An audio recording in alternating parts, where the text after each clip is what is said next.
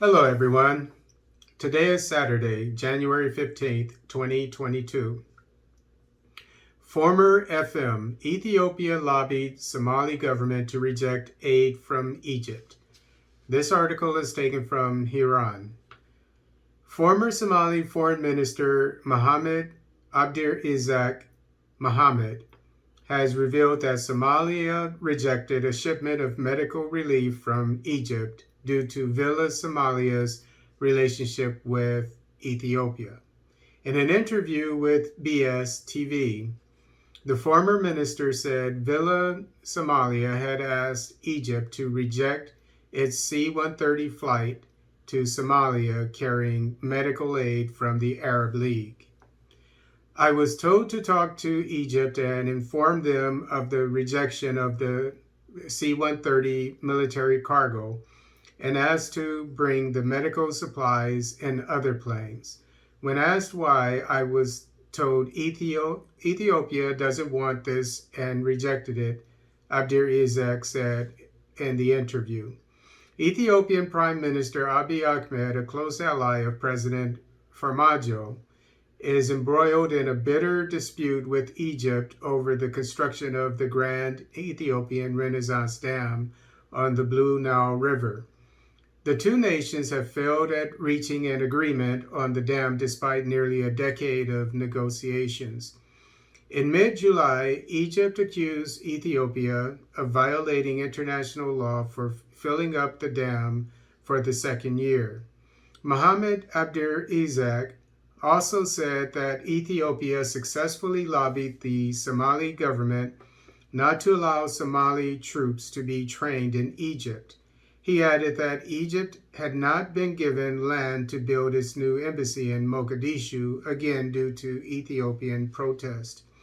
Speaking about his dismissal, Abdir said that the president and the prime minister had fired him because of his neutral stance on the civil war in Ethiopia between the federal government and the former ruling party TPLF.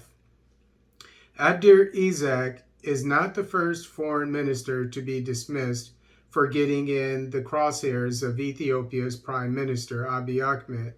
Abdir predecessor, Ahmed Isse Awad, was sacked in November 2020 for tweeting a statement about the Ethiopian civil war, calling it an internal conflict on Somalia's official Ministry of Foreign Affairs account that presumably embarrassed Ethiopia's federal government, who was still referring to the civil war as a law enforcement operation.